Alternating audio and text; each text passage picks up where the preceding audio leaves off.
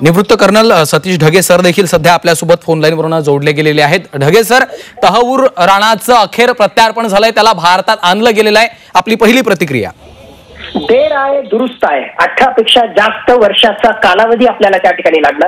भारताच्या सुरक्षा एजन्सीज असो किंवा भारत सरकार असो यांनी अतिशय न्याय्य पद्धतीनं आंतरराष्ट्रीय नियमांचा आधार घेत त्याचं जे आहे प्रत्यर्पण भारतामध्ये त्या ठिकाणी केलेलं आहे। आणि मुळातच कशा प्रकारे आंतरराष्ट्रीय दहशतवादी संघटना त्याचबरोबर पाकिस्तान ISI हे भारतामध्ये वेगवेगळ्या प्रकारच्या दहशतवादी कारवाया घडवतात, त्यातल्या त्यात 26/11 मध्ये त्यांचा कसा महत्वाचा हात आहे हे सगळं आणखीन एक्सपोज करण्यासाठी हा तहव्वूर राणा भारतामध्ये येणं, त्याची जी आहे जबानी किंवा त्याच्याशी संबंधित इंट्रोगेशन आणि त्यातून माहिती मिळवणं हे भारतासाठी अत्यंत महत्वाचं ठरणार आहे। आणि त्याचाच एक महत्वाचा टप्पा म्हणजे आता प्रत्यर्पणाच्या माध्यमातून त्याला इथे आणण्यात आलेला आहे। सुरुवात आहे, पण माझ्या मते बाकीचे सुद्धा सगळे महत्वाचे जे प्लेयर्स आहेत, हा तर को कॉन्स्पिरेटर होता ज्यांनी फक्त फंडिंग आणि लॉजिस्टिक अरेंजमेंट केली। डेव्हिड कोलमन हेडली असो, लष्कर ए तैयबाशी संबंधित असो, ISI चे त्या ठिकाणी अधिकार असो, पाकिस्तानच्या लष्करी अधिकारी असो, या सगळ्यांचा जो आहे या प्लॅनिंग मध्ये आणि एक्झिक्युशन मध्ये 26/11च्या हल्ल्यामध्ये अत्यंत महत्वाचा रोल होता।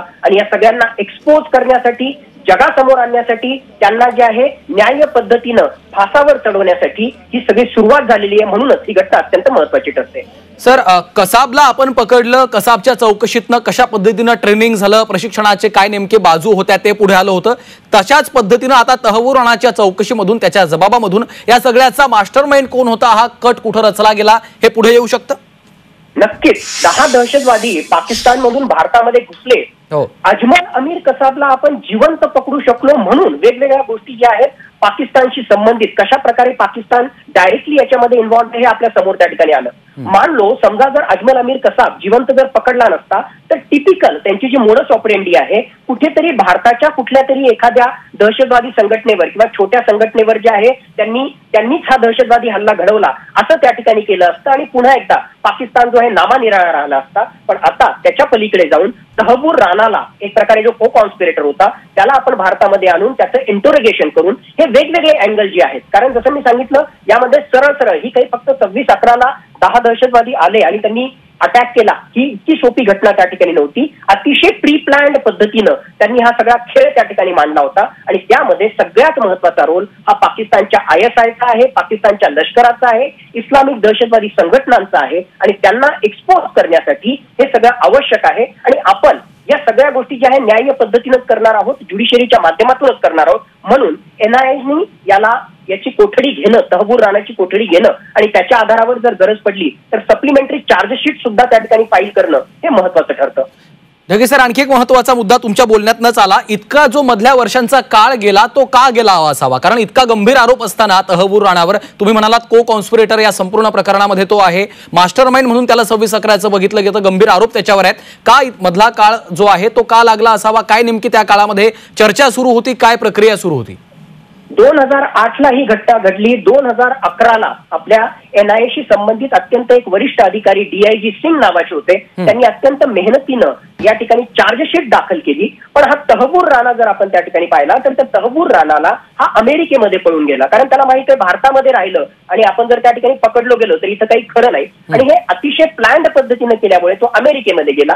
त्यामधला हा सुद्धा एक त्या ठिकाणचा अँगल असेल, डेव्हिड कोलमन हेडली असो किंवा तहव्वूर राणा असो। दुसऱ्या देशामध्ये जर आपण गेलो तर सहसा जे आहे भारताला किंवा भारतामध्ये त्यांना प्रत्यर्पण करून आणणं हे अत्यंत अवघड आहे हे त्यांना माहित होतं, म्हणून ते त्या ठिकाणी गेले। तिथे त्याला पकडण्यात आलं, तिथे त्याला जे आहे सजा त्या ठिकाणी देण्यात आली। पण 2020 मध्ये हा तहव्वूर राणा सुटला, त्याला पुन्हा त्या ठिकाणी अरेस्ट करण्यात आली। पण ही सगळी न्यायिक प्रक्रिया होती। भारत देश सुद्धा जो आहे किंवा भारताच्या जे सिक्युरिटी एजन्सीज आहेत त्यांनी सुद्धा याचा पाठपुरावा केला।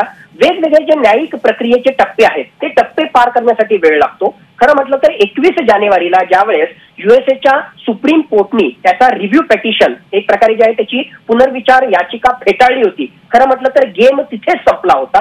पण जे काही शक्य आहे तो सगळा प्रयत्न करून त्याने आणखीन 2 महिने हा सगळा प्रकार त्या ठिकाणी लांबवला आणि परवा ज्यावेळेस त्याची शेवटची एक आशा जी होती रिव्ह्यू पिटिशनची ती सुद्धा ज्यावेळेस फेटाळली गेली आणि त्याच सोबतीला डोनाल्ड ट्रम्प यांच्या प्रशासनानं स्पष्टपणे भूमिका घेतली की आम्ही सुद्धा जे आहे याला सपोर्ट करणार नाही, इव्हिल एलिमेंट हे सगळे दहशतवादी जे तत्व आहेत त्या दहशतवादांनी आम्ही कुठेही सपोर्ट करणार नाही। म्हणजे डोनाल्ड ट्रम्प प्रशासन त्याचबरोबर न्यायिक प्रक्रियेमधून शेवटच्या टप्प्यात टप्प्यापर्यंत त्याचे सगळे ऍप्लिकेशन रिजेक्ट होणं, या सगळ्या गोष्टीला जे आहे काही वर्षांचा कालावधी लागला. म्हणूनच माझी सुरुवातीच्याच प्रतिक्रियेत मी सांगितलं देर आहे बट दुरुस्त आहे. आणि याच्यानंतर जो आहे आता पुढचा टप्पा या सगळ्या इन्व्हेस्टिगेशनशी संबंधित आणि 26/11च्या संबंधित लोकांना न्याय देण्याशी संबंधित जो आहे पुढचा टप्पा सुरू होणार आहे. ढगे सर, तोच महत्वाचा मुद्दा, पुढचा जो कायदेशीर प्रक्रिया असणार आहे त्या संदर्भात काय सांगाल? कशी असते? आता त्याला एनआयएनं ताब्यात घेतल्यानंतर वैद्यकीय तपासणी होईल, त्यानंतर पुढचा जो एकंदरीत तपासाचा भाग असेल तो कसा असणार आहे?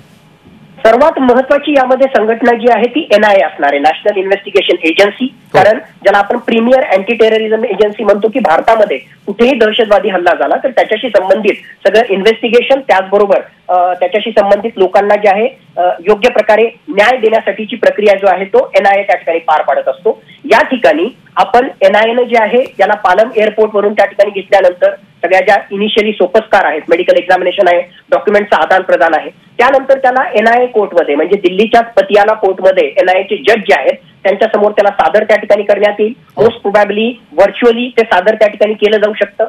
या ठिकाणी मागणी केल्यानंतर 1 महिन्याचा जो आहे साधारणतः 4 आठवड्याचा कस्टडी किंवा कोठडी आपल्याला त्या ठिकाणी त्याच्यात मिळणार आहे. आणि मग त्याच्यानंतर जे इन्व्हेस्टिगेशन होईल त्या इन्व्हेस्टिगेशनच्या अनुसार ते वेगवेगळ्या प्रकारचे प्रूफ, त्याचबरोबर चार्जशीटच्या अनुसार ती सगळी जी न्यायिक प्रक्रिया आहे ती एनआयएच्या कोर्ट समोर चालेल.